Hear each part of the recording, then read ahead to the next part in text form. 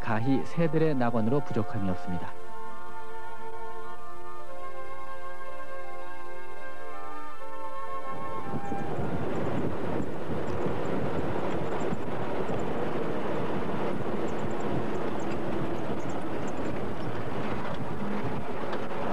서부전선에서 중부, 동부 쪽으로 이동합니다.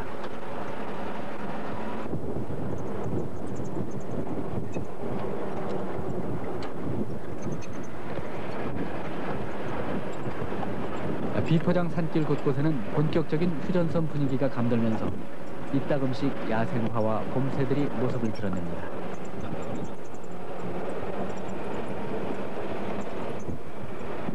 (4월) 초 철원 기마 지역, 또 그 동쪽으로 전선을 따라갑니다.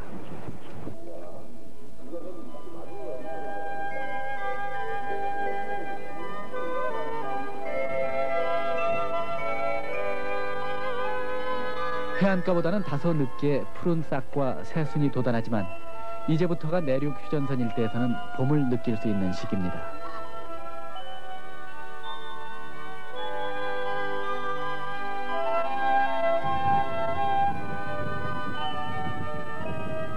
뒤늦은 겨울 철새가 봄과 함께 주거지를 다음 주인공들에게 넘겨줍니다.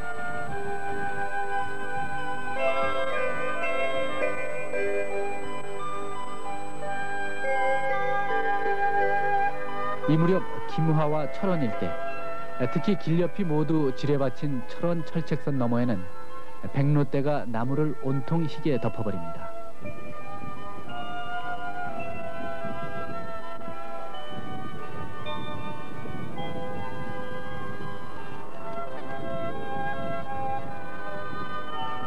우리나라 거의 전역에서 볼 수 있는 백로는 이때부터 둥지를 틀기 시작해서 4, 6월에 걸쳐 번식기를 갖습니다.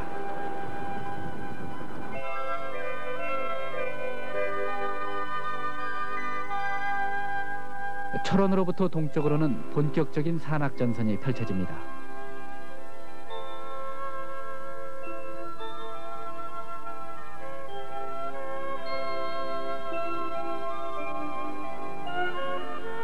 해발 1000m를 오르내리는 접근산, 대우산, 대암산. 그 정상 부근은 아직은 푸른 빛이 채 안 도는 겨울산의 모양새입니다.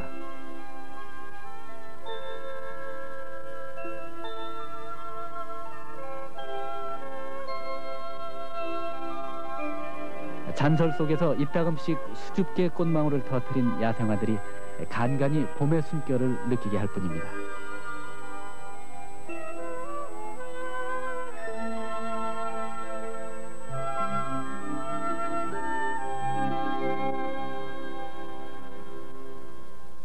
전선은 이렇게 금강산 자락을 동해에 담그면서 끝이 납니다.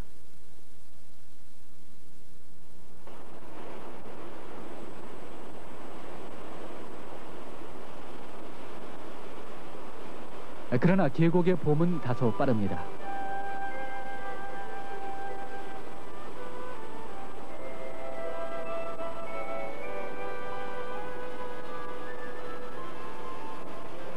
물가에는 개구리가 나타나기 시작하고 열무거가 어느새 바위 틈을 나와 물살을 일으킵니다.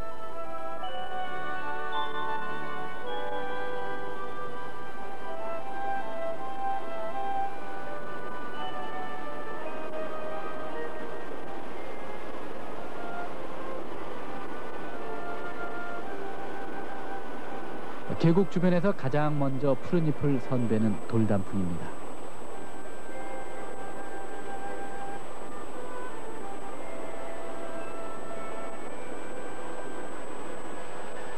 휴전선 일대에서 특히 많이 자생하는 다년생 돌단풍은 인적 없는 이곳에서는 바위 틈마다 뿌리를 내리고 있습니다.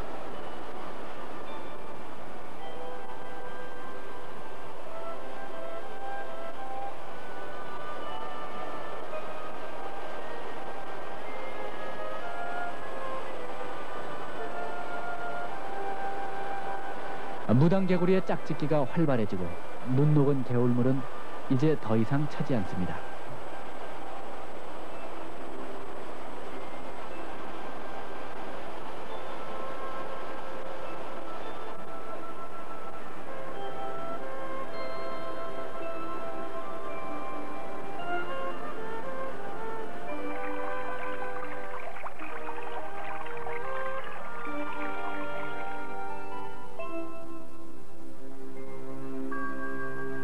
계곡 건너편 바위산은 푸른 빛이 아직 중턱에도 오르지 못하고 있습니다.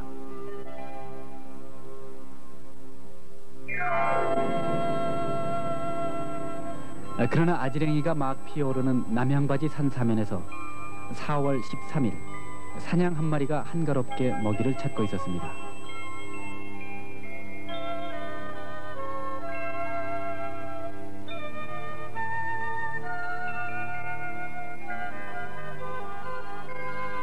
사냥은 과거 설악산 오대산을 중심으로 경상북도 영월까지 전역에 걸쳐 서식하던 대표적인 야생동물이었지만 이제는 그 출현이 학계에 보고될 정도로 희귀해진 천연기념물입니다. 이곳 산세는 사냥이 즐겨 찾는 바위 절벽보다는 다소 덜 험했고 높이는 600m 내외입니다.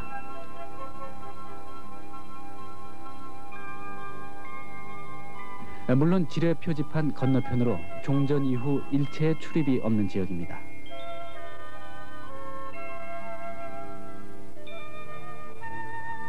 통솔대로면 사냥 서식 조건에 비해 산이 좀 낮고 암벽 부분도 비교적 적은 수목 밀집 지역입니다.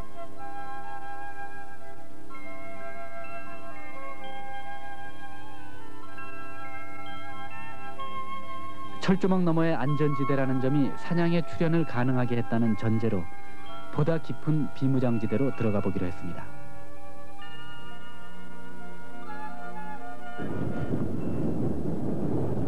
멀리 보이는 곳은 북녘, 고진동 계곡이 이곳을 관통하고 있습니다.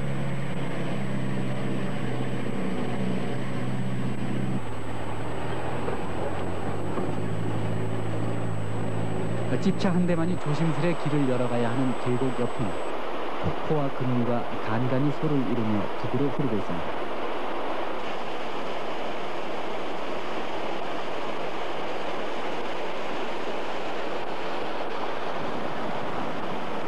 이 겨울물은 계속 북으로 흘러 남강에 지류가 되지만 물을 가로막은 철책선과 함께 비무장지대가 시작됩니다.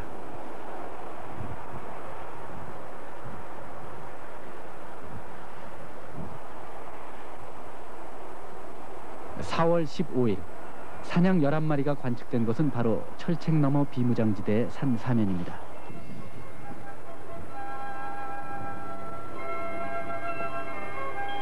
(5, 6년생은 훨씬 넘어 보이는 이들 무리는 첫눈에 체구가 무척 크고 등줄기에 검은 띠, 꼬리는 힙니다.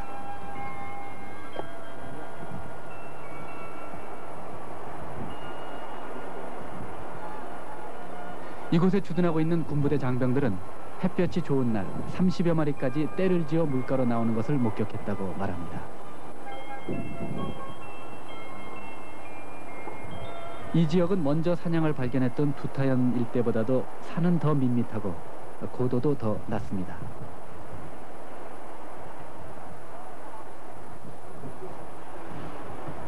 비교적 사냥의 서식지로는 적합치 않은 이곳에 어떻게 사냥들이 군거할 수 있을까 의문이 듭니다. 주로 낮은 지대까지 내려왔다는 이러한 사실은 사냥이 살 수 있는 먹이와 또 인간 간섭이 없기 때문에 이렇게 내려왔다고 보고, 더욱이 최근에 와서는 이러한 것을 먹을 수 있는 천적 동물이 주는데도 큰 이들 동물이 증가된 이유 하나라고 보겠습니다.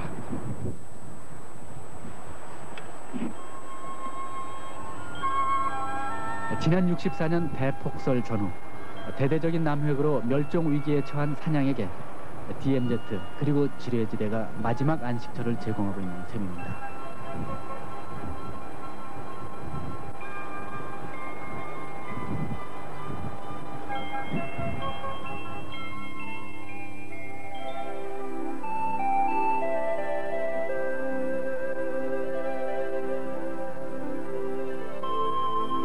겨울에서 완연한 봄이 되기까지는 높은 산의 경우 4월부터 한 달 이상의 기간이 더 소요됩니다.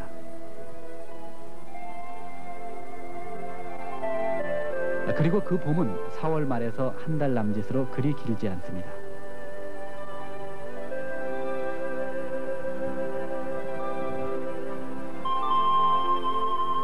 동해안에서 불어오는 습한 바람이 아직 구름의 상태로 머물러 있는 동부 지역의 특징적인 기후가 이 시기에 주종을 이룹니다.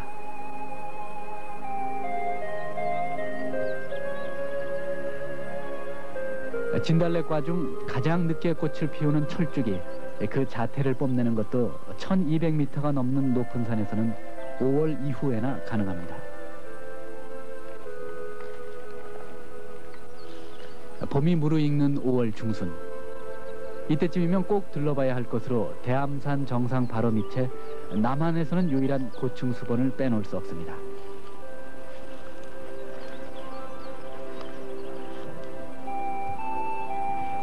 이 습지는 언뜻 초원처럼 보이는 중앙부와 그 주변의 키 작은 관목들, 그리고 고목군이 병풍처럼 울타리를 두르고 있는 둥근 원형의 모양새입니다. 여기서 우선 눈길을 끄는 것은 관목대 바로 밑의 봄꽃들입니다.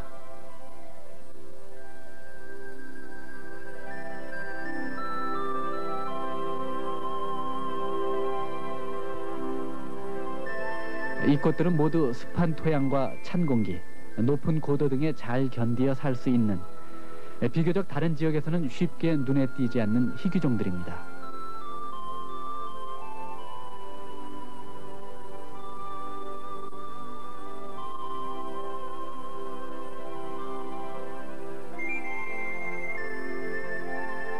이 지역의 특성은 강한 산성 토양과 부패하지 않은 이끼층의 두터운 퇴적, 중앙부를 향해 작은 물골들이 모여드는 고층 수본적인 성격으로 식물 생태계에는 큰 주목거리입니다. 식물들의 분포도 특이합니다.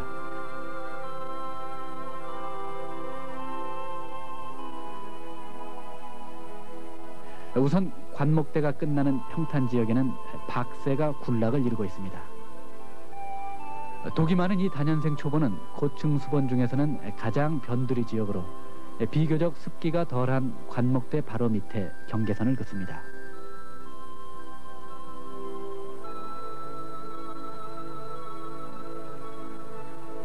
그 바깥쪽에는 연이어 가는 오이풀 군락, 그리고 중앙부 습지 전역에는 사초가 대군락을 이룹니다.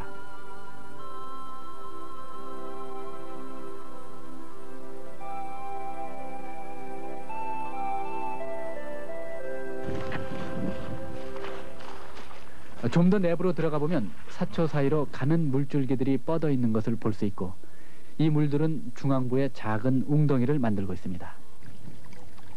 이 수본이 어느 정도 보존이 잘 되어 있느냐는 이 일대에 떠 있는 물이끼 군락에 의해 판명납니다. 물이끼와 끈끈이 조격이 떠 있는 군락 상태로 그 연못 중에 늪 중에 떠 있는 상태가 보존이 제일 잘 된 것이고, 이와 같은 거 전혀 찾아볼 수 없을 때는 이것은 파괴되었다고 밖에 인정할 수가 없습니다. 이와 같은 것을 현재 가서 저는 전혀 발견하지 못했습니다. 이것은 상당히 그 파괴도가, 보존 상태가 나쁘다, 이렇게 볼 수가 있는 것입니다.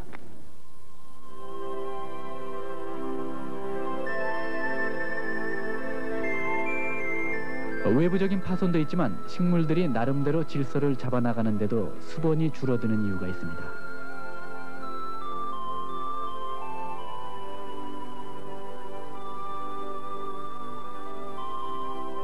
분비나무, 신갈, 주목, 철쭉, 물풀에 등 혼성 관목대가 점차 수본 내부로 영역을 넓혀나가면서 남한 유일의 이 고층 수본은 점차 그 본형을 잃어가고 있습니다.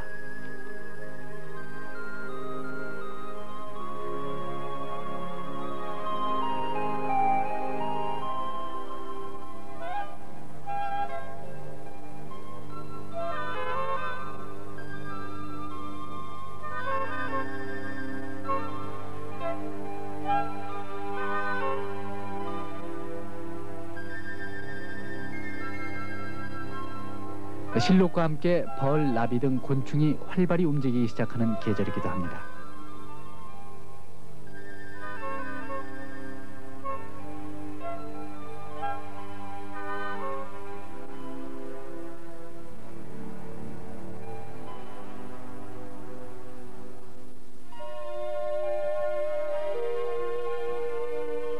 대암산과 대우산, 도솔산, 가칠봉 일대, 이 지역에는 갖가지 야생화들이 다투어 자태를 뽐냅니다.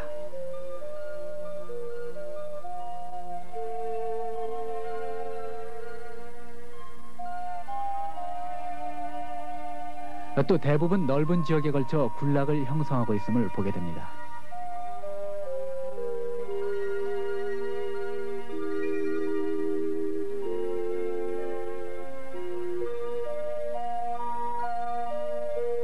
야생화들은 관목을 베어낸 산등성이에도 가을이 다가올 때까지 푸르름을 전해줍니다.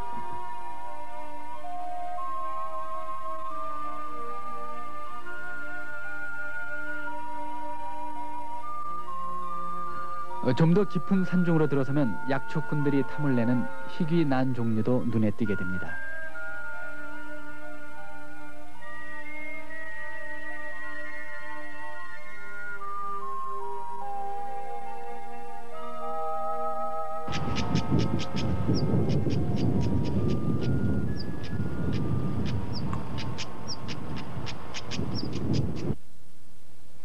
이 지역을 넘어서면 좀처럼 사람이 들어서는 일이 없는 계곡과 산지가 펼쳐집니다.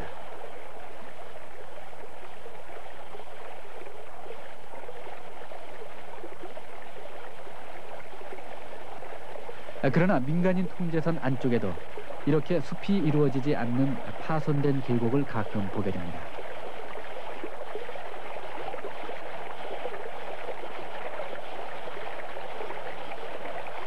지뢰와 탄환, 쓰러진 고목, 전쟁의 상흔이 맴도는 이런 계곡은 자연의 복원력이 미흡해서일 수도 있고, 또 하나 군부대의 작전상 나무를 베버리거나 태우는 피치 못할 분단 후의 또 다른 작전 때문일 때도 있습니다. 건너편 산이 울창한 데 비해 죽은 나무들이 여름이 가깝도록 잎을 내밀지 못하고 있습니다.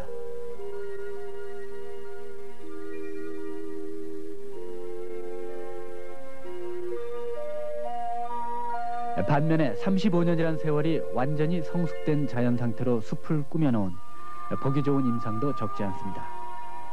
고도에 따라 온대 북부성 수목에서 아한대 식생까지 화렵스림, 이어 고목림에서 점차 키 작은 저목림대 등 수목의 수직 분포가 그대로 나타납니다.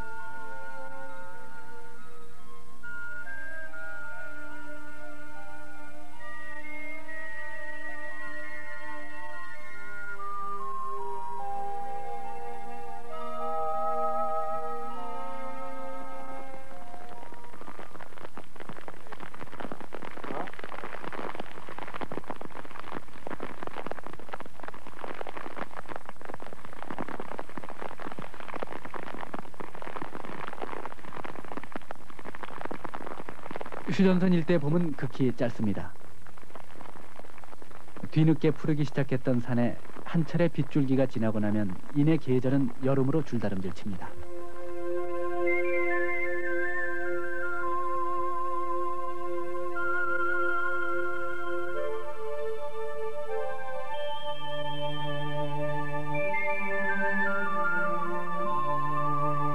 그러나 그 여름도 짧아서 이남 지역에 비해 여름의 길이가 반 정도에 지나지 않습니다.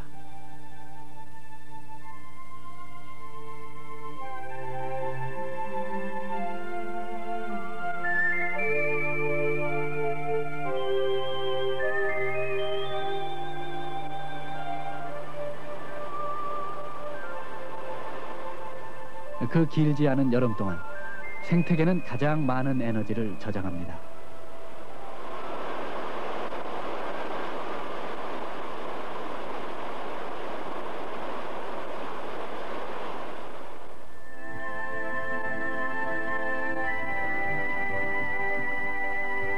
이제 휴전선의 여름을 물속으로부터 찾아봅니다.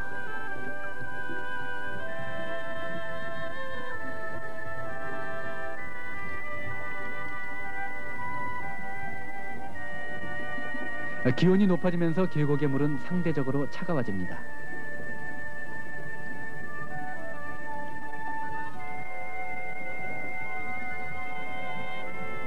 거의 원시 상태의 울창한 산림은 빠른 속도로 수분을 순환시켜서 물의 온도가 높아질 겨를이 없습니다.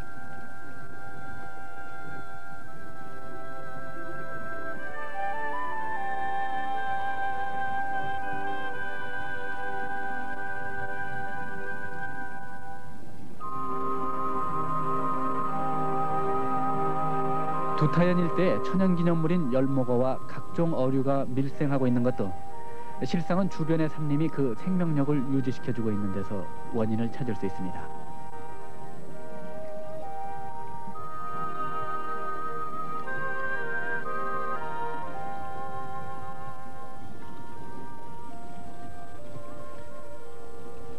휴전선 일대에서 서식하고 있는 어류는 확인된 것이 72종. 세밀한 조사를 더하면 모두 100여 종에 이를 것으로 추산합니다.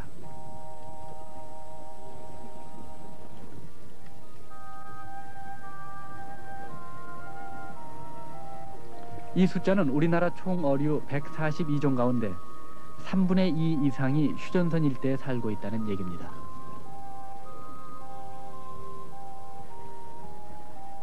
여기에는 남획이 적다는 이유와 휴전선 일대에 많은 수계가 펼쳐져 있다는 지형적인 풀이도 나옵니다. 한강과 임진강에 상류, 중류, 하류에 사는 물고기들 다 갖추고 있다고 하는 것. 둘째는 태백산맥의 동쪽에 있는 개울들은 큰 개울들은 아닙니다만은 그래도 상류, 중류, 하류의 것이 다 갖추고 있어서 그게 다른 것에 비하면은 대단히 풍부한 편입니다.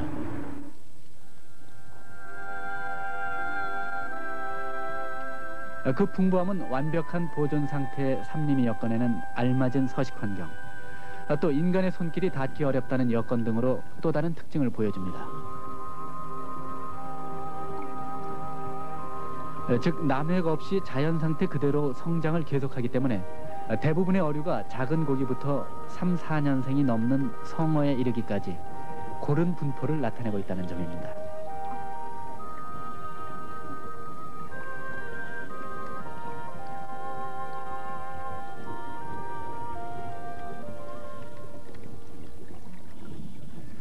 또 하나 냉수어족의 대표적 희귀어인 산천어도 고진동 계곡을 비롯한 휴전선 일원, 태백산맥 동쪽 개울에서 적잖이 서식하고 있는 것이 이 일대 어류 분포의 한 특징입니다.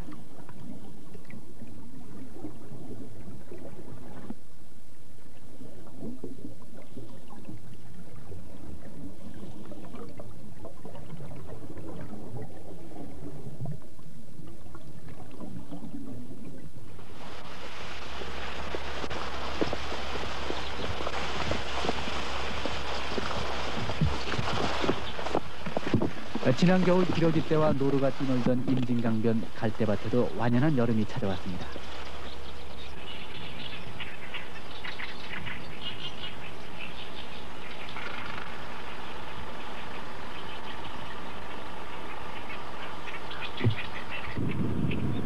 철새와 텃새들의 요란한 소리, 이따금씩 풀숲을 헤치는 동물의 움직임 속에서 7월 초의 한가로운 여름날이 머뭅니다.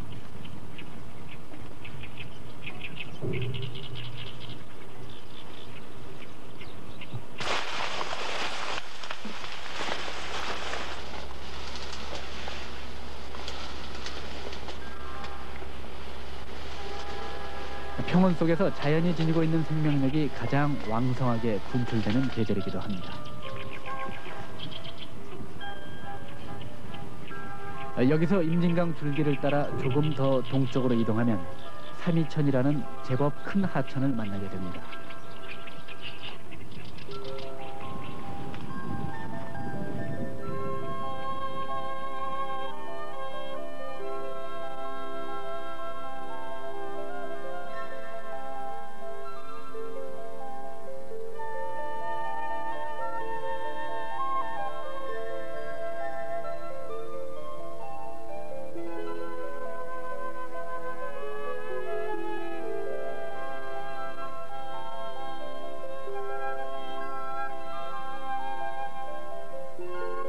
(7월 3일) 삼이천이 남쪽을 향해 완만한 곡선을 그은 비무장지대에는 모두 12마리의 노루 가족이 나들이를 나왔습니다.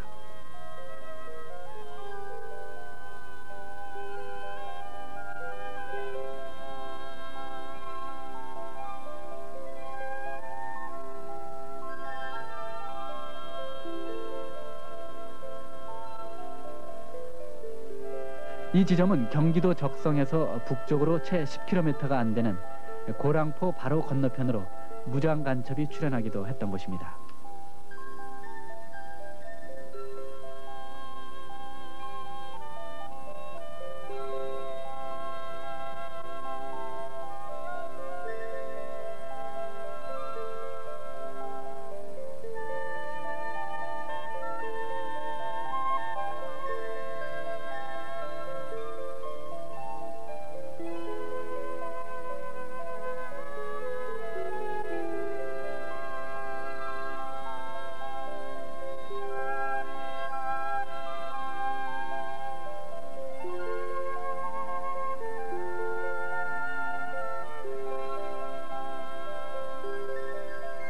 완전히 사람의 출입이 금지되는 지역이고 이 물줄기와 키가 넘는 갈대숲만이 드넓게 펼쳐져 있는 전형적인 DMZ 지역입니다. 이 삼이천북이라든가 DMZ 부근에서는 달풀과 갈대밭이 우거져서 노루의 먹이가 풍부하고 숨을 수 있는 장소가 좋기 때문에 이렇게 많이 모이지 않았나 이렇게 생각이 됩니다. 또 하나는 삼이천 상류에 있는 그 민물 속에 말 종류가 있습니다. 그 말을 뜯어먹고 있는 것이 이는 사실은 대단히 중요하겠죠.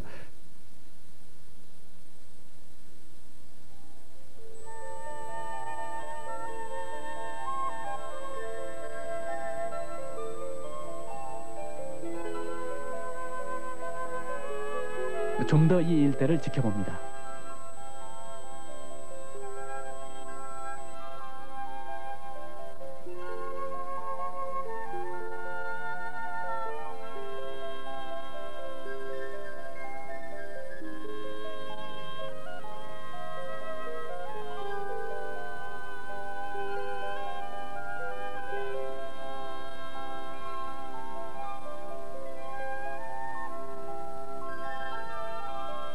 지난 봄에 태어난 어린 노루에겐 이 언덕이 아직은 가파른 모양입니다.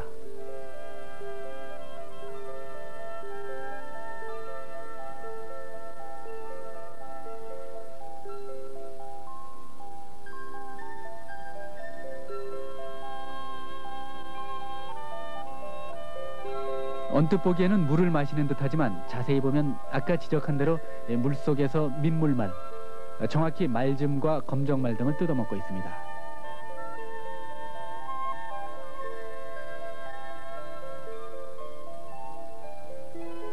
물속에서 먹이를 찾아먹고 키넘는 갈대숲을 은신처로 할 수 있는 상상 밖의 동물 낙원. DMZ에는 아직 이런 세계가 남아 있습니다.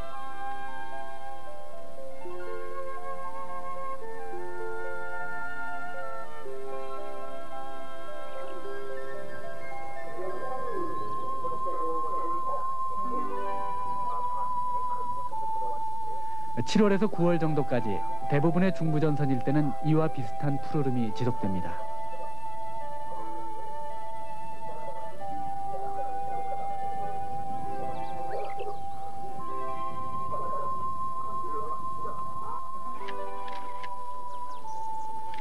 그 속에선 각종 새와 야생동물이 가장 풍요로운 때이고 대남방송과 새우름, 동물의 뜀박질이 어우러지는 생태계의 낙원 그대로를 보여주는 시기입니다.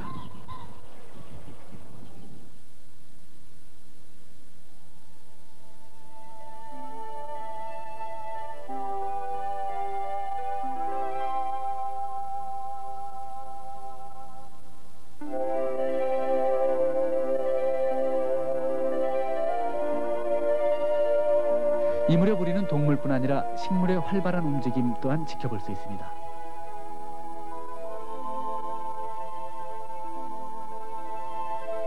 지금 보는 지형은 한눈에 군데군데 논뚝과 논자리가 어렴풋이 드러납니다. 그 논자리에 잡초, 초본 식물이 먼저 자리를 잡고 연이어 파이오니어격인 버드나무를 중심으로 한 목본류가 들어서면서 점차 자연숲의 모습을 잡아가려 하고 있습니다. DMZ 일대에는 이런 경관이 대부분입니다. 산지를 중심으로 해서도 서서히 변화가 일어나고 있습니다. 지금 보이는 산 맨 밑 개울가에는 달뿌리 풀 등 잡초들, 그 위에 아카시아, 좀 더 위에 오리나무와 참나무, 맨 윗부분은 신갈숲이 자리 잡고 있습니다. 지금 상태도 오랜 변화가 지속된 결과지만 차츰 천이가 더 진행되면서 개울가 달풀이풀 군락을 제외한 모든 지역에는 이 일대 기후 조건 등에 가장 잘 맞는 신갈나무가 차지해버리게 됩니다. 그 상태를 생태학에서는 극상이라고 표현하는데 이 숲이 바로 신갈나무가 극상 상태를 이루고 있는 향로봉 중턱입니다. 이런 임상, 완전한 숲풀 발전의 클라이맥스를 이룬 곳은 국내에서는 설악산과 오대산, 지리산 일부 등 서너 곳밖에 꼽지 못합니다.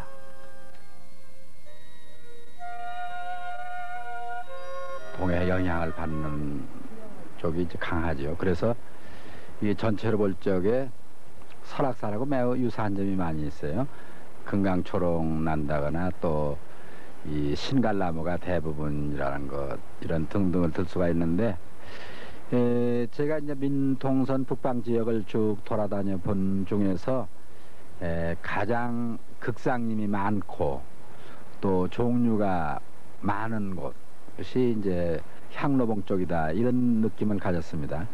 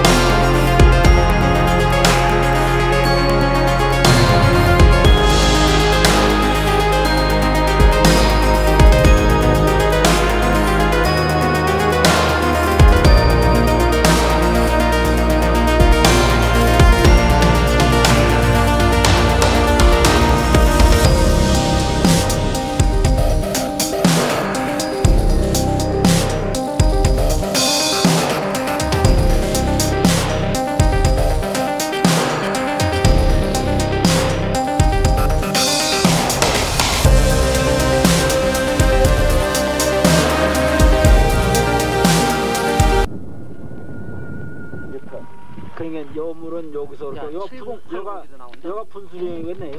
그렇지. 요렇게 가고 물은 이 물은 이리 오고 요가 넘어지. 지도에서 방향을 잡은 뒤 길을 만들어 나가야 하는 전인 미답의 지역입니다. 이게 이제 지푸네 그 사람들 이야기는 지푸네 기록이 이루어졌습니다.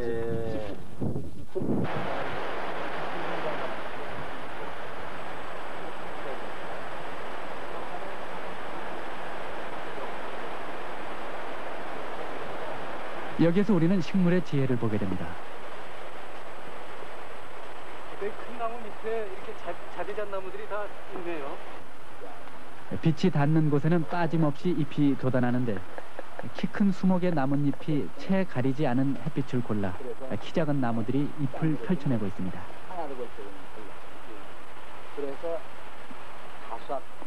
햇빛을 서로 나눠 갖는 셈입니다.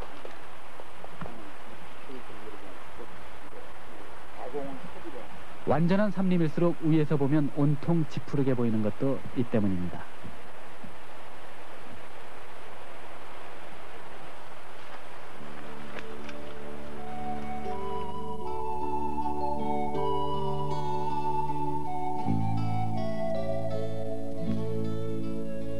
휴전선 일대는 또 이용해 볼 만한 가치를 지닌 식물들도 많습니다.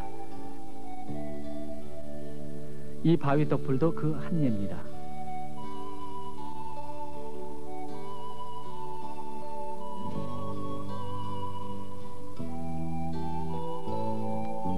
바위떡풀이라는 게 있는데 이것이 이제 그 고진동 계곡 끝에 가면은 그 음지에 많이 자생하고 있습니다. 이런 거는 우리가 앞으로 개발해서 바위에 붙여서 실내 적용식물로 이용하면 상당히 좋은 식물입니다. 우리가 식용으로도 할 수 있고요.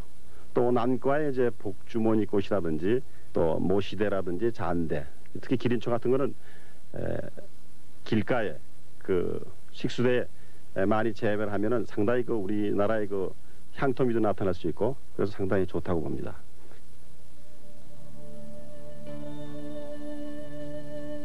이 밖에도 과거 마을이 있던 곳엔 달맞이꽃이, 또 비비추와 대표적인 밀원식물로 곤충이 많이 몰려드는 휘당나무, 멀리서 보면 큼직한 빨간 꽃송이로 보이는 열매를 맺는 딱총나무 등도 제각기 군락을 이루고 있습니다.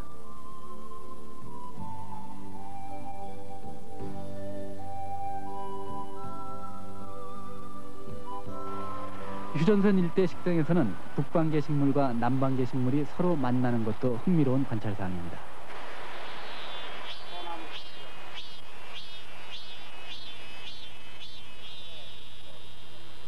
남방계 식물 떼죽나무, 팽나무 등과 북방계 식물인 개느삼, 전나무, 분비나무 등이 휴전선 일대에서 각각 그 한계선을 긋고 있습니다.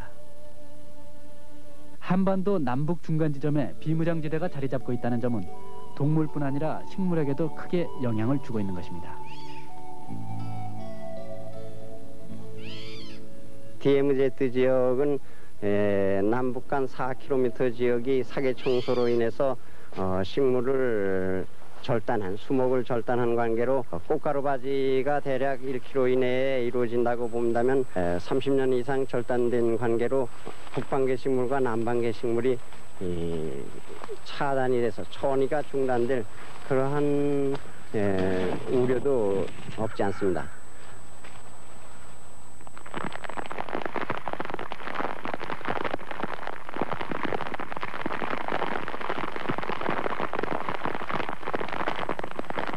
늦장마와 잦은 비는 휴전선 일대, 특히 동부전선 지역에서는 여름의 종말을 재촉하는 신호입니다.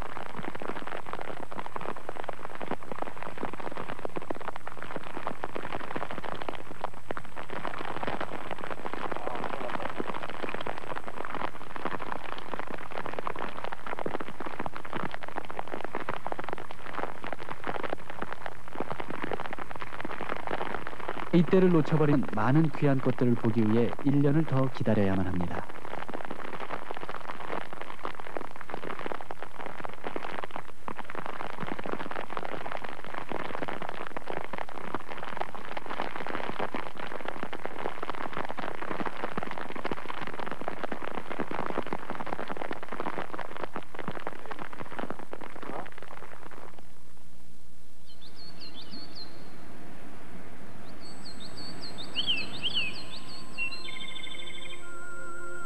비가 거친 뒤에 대암산 고층수번과 그 일대는 봄에 비해 전혀 손색이 없는 천연의 고산 꽃밭이 돼버립니다.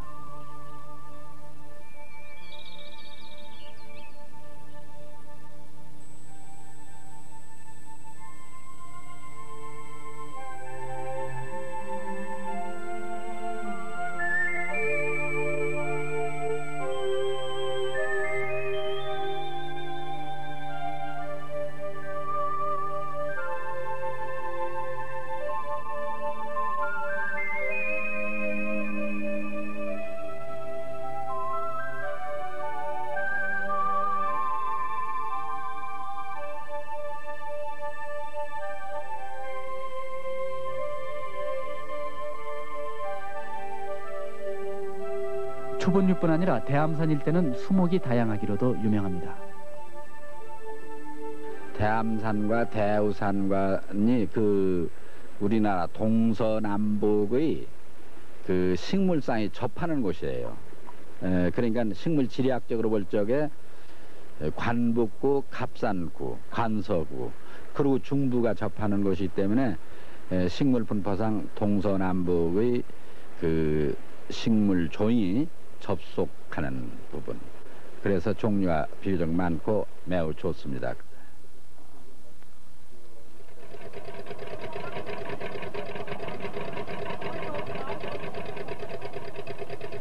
(9월) 초 아직은 여름의 빛깔이 진하게 깔린 서해 바다를 가로질러 어로 한계선 밖에 시도라는 섬으로 향했습니다.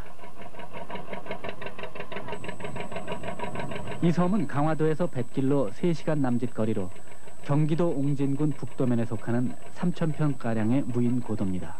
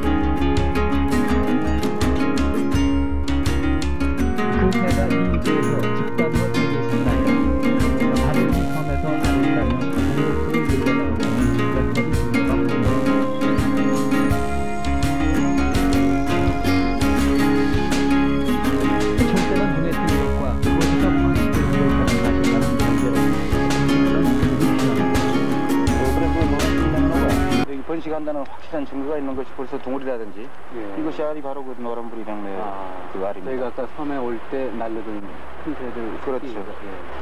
그리고 여기 보시면 바로 여기도 둥어리가 있었는데 새끼가 죽었죠. 예, 자연 사는 거죠. 그 옆에는 그 껍질, 그것이 남아있고 이런 흔적으로 봐서는 여기 분명히 번식하는 것이 확실시됩니다. 신의주 서쪽 납도 등 이북 두 곳에서만 번식하는 것으로 알려져 왔던 노랑부리 백로의 마지막 번식지가 바로 휴전선 인접지역 무인도라는 점은 이 일대 자연 연구의 중요성을 다시금 일깨워주고 있습니다.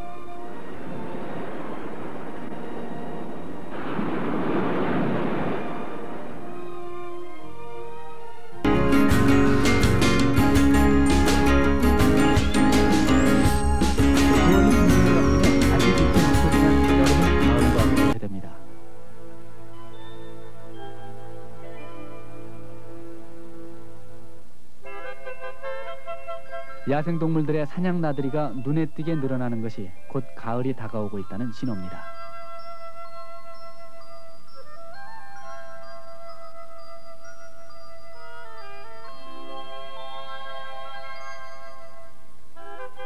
오소리는 가을 초입부터 겨울잠을 준비합니다. 양껏 먹어 피하 지방을 저축하는 것입니다.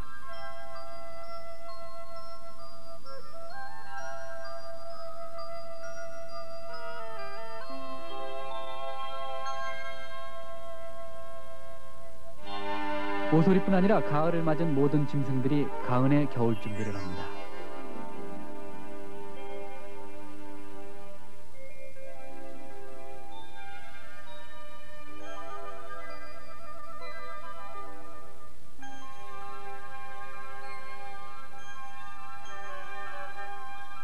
아래에서 다람쥐가 배를 채울 때 나무 위에서도 청설모의 먹이 찾기가 한창입니다.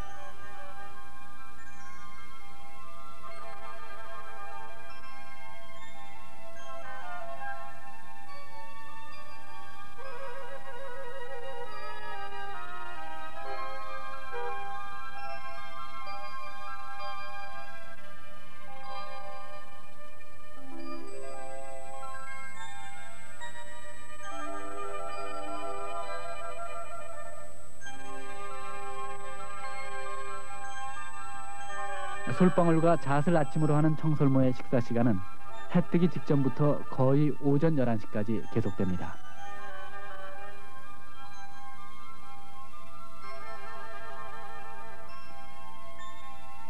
전쟁 전 누군가가 심었을 감나무에 따가는이 없는 열매는 이 일대 동물들의 별식이 되고 있습니다.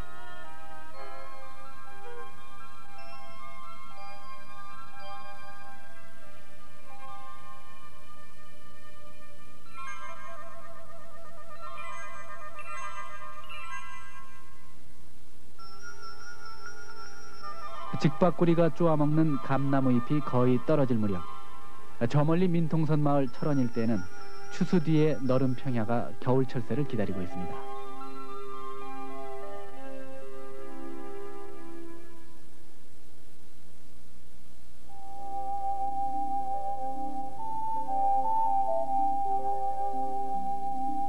(9월) 하순부터 (10월) 중순까지 이 일대는 겨울 철새들의 때지은 방문으로 얼마 남지 않은 가을을 읽게 해줍니다.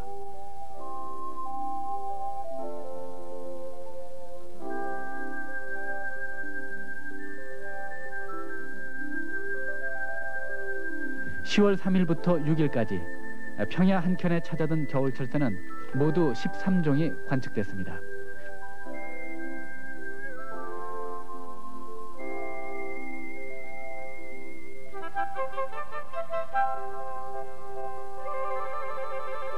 이맘때면 내무반 안은 물론이고 차 문을 열어두어도 각종 새들이 날아들 정도로 그 수가 많아집니다.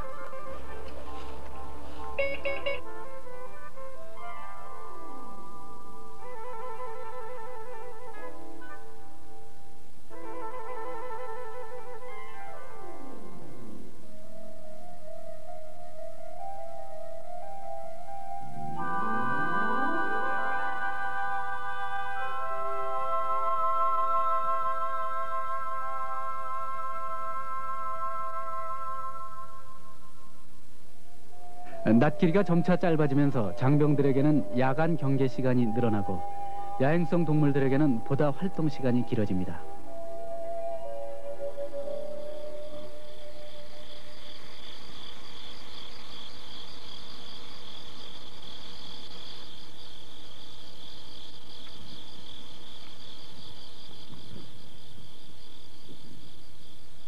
밤길을 차를 몰고 다니다 보면 심심찮이 밤무대의 주역들을 만날 수 있습니다.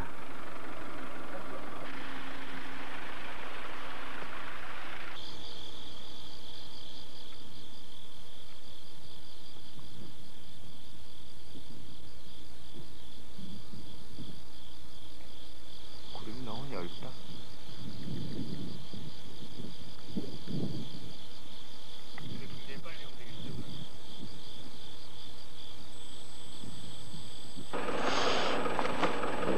좌회수로 쭉 걸려봐. 경계용 서치라이트로 전방을 관측하다 보면 이따금씩 빛에 놀란 물오를 때도 보게 됩니다.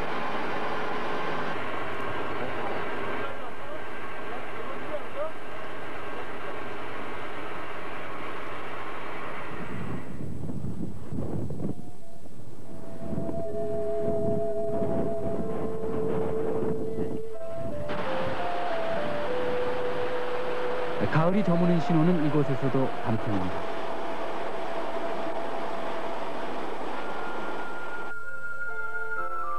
단풍과 낙엽, 그것은 나무의 겨울나기 준비입니다.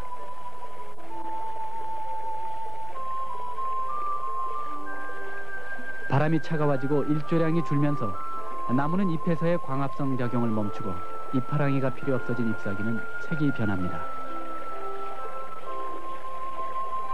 버섯은 포자를 남기면서 나무는 색이 변한 잎사귀를 떨구면서 각기 겨우살이 준비를 하게 됩니다.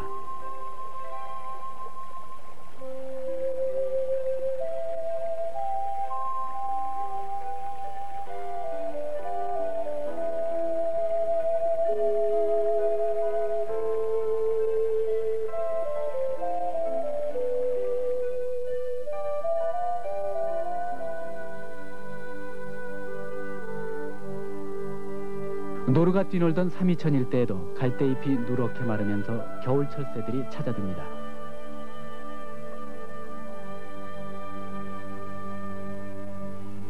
잎이 지고 겨울이 가까우면 동물들에게는 자신의 몸을 감추기가, 그 동물을 촬영하는 이에게는 동물 눈에 띄지 않기가 함께 어려워집니다.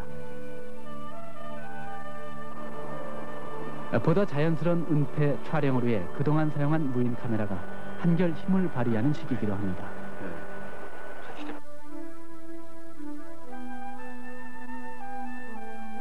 줌인과 줌아웃, 초점 등은 모두 연결선을 통해 카메라로 전해집니다.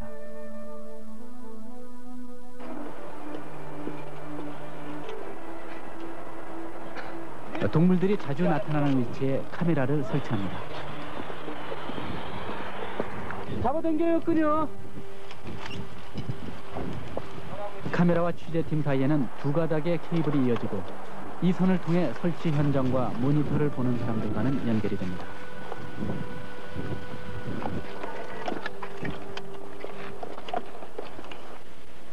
모든 인원은 멀리 후방으로 철수해 있고 현장에는 카메라뿐입니다. 이때부터는 카메라 렌즈를 통해 잡힌 모니터로 현장을 관측하면서 동물을 찾게 됩니다.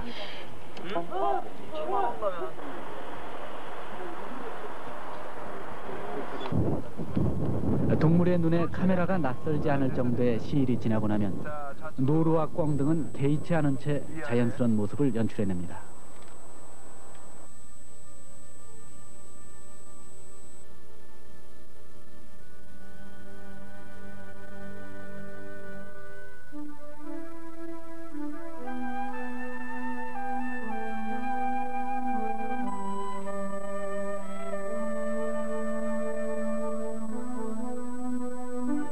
리모트 컨트롤로 촬영물을 찾아 찍는 무인 카메라는 멀리서 모니터를 통해 피사체를 찾습니다.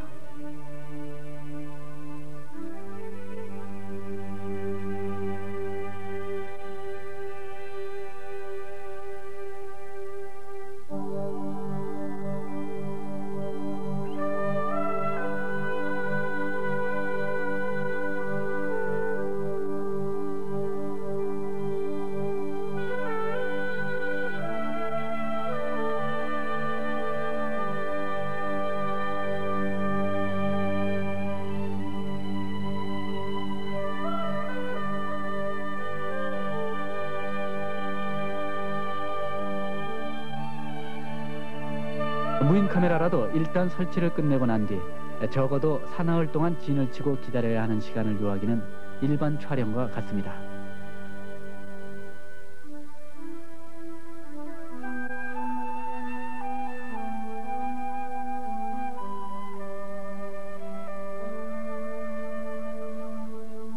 그러나 이 방법은 위장막 등을 쳐서 몸을 은폐하는 것보다 촬영 면에서나 동물에게 피해를 주지 않는 면에서나 두 면 모두에서 효과적입니다.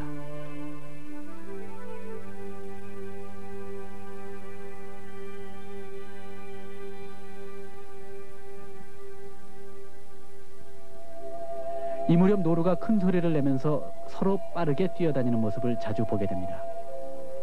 노루 번식기의 한 습성입니다.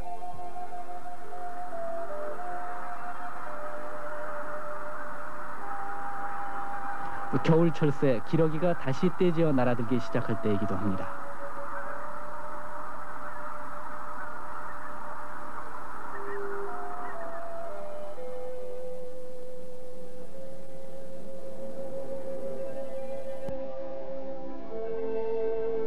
(10월) 중순 철원지방 휴전선 일대는 어느새 가을에서 겨울로 바뀌는 중입니다.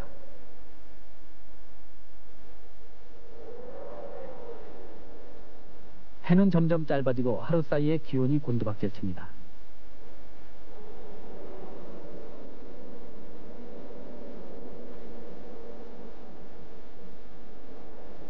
계절이 어김없이 지나가면서 전쟁의 흔적 위로 또 한 겹의 시간이 쌓입니다.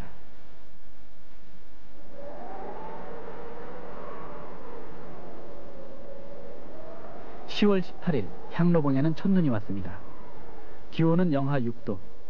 밤이면 수온주는 더욱 내려가서 바위 틈을 흐르던 물은 밤새 고드름을 맺습니다.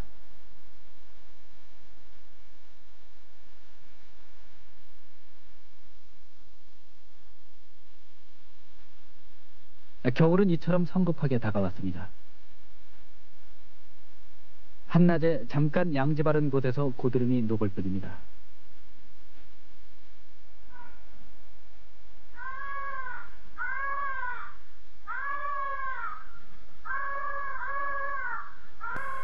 이때부터는 산악전선 일대에서는 예정없이 이따금씩 눈발이 날리곤 합니다.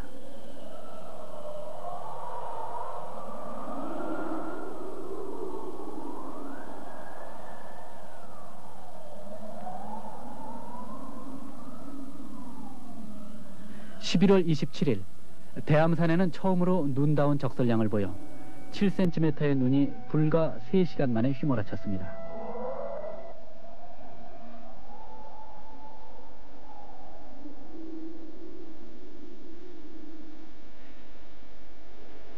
흰눈은 곧바로 계절의 바뀜을 선언해줍니다.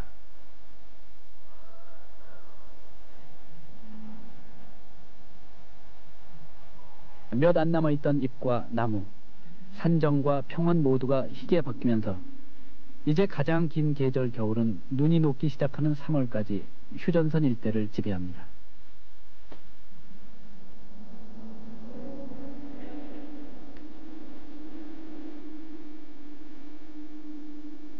동물과 식물, 그러나 이들은 긴 겨울 나름대로 또 다른 한 해를 위한 준비 기간을 갖게 됩니다.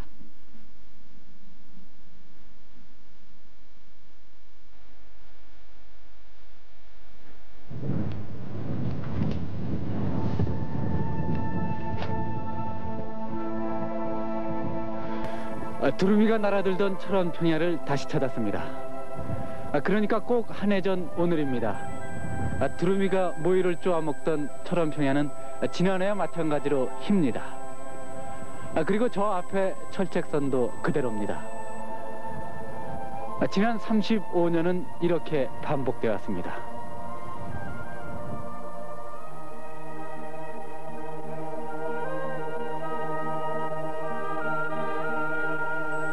우리는 늘상 눈부신 괄목의 변화가 있기를 바라며 살아가지만 저 산야의 모든 생명들은 자연의 순리에 따라 계절에 화답하듯 삶을 이어갑니다.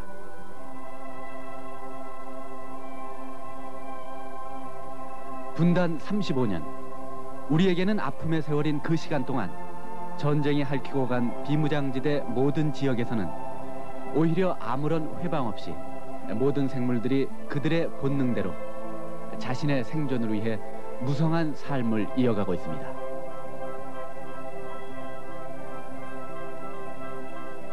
휴전선 혹은 비무장지대, 우리가 미망의 지대라고 부르는 저 산야에서 무수히 빚어지는 삶의 파노라마. 그 생명력의 구간은 전쟁이 선사했다는 아이러니를 낳게 했고, 그리고 우리의 삶의 그늘을 드리우고 있는 분단의 현장은 우리의 고통과는 상관없이 새로운 계절을 향해 온몸을 열기 시작했습니다.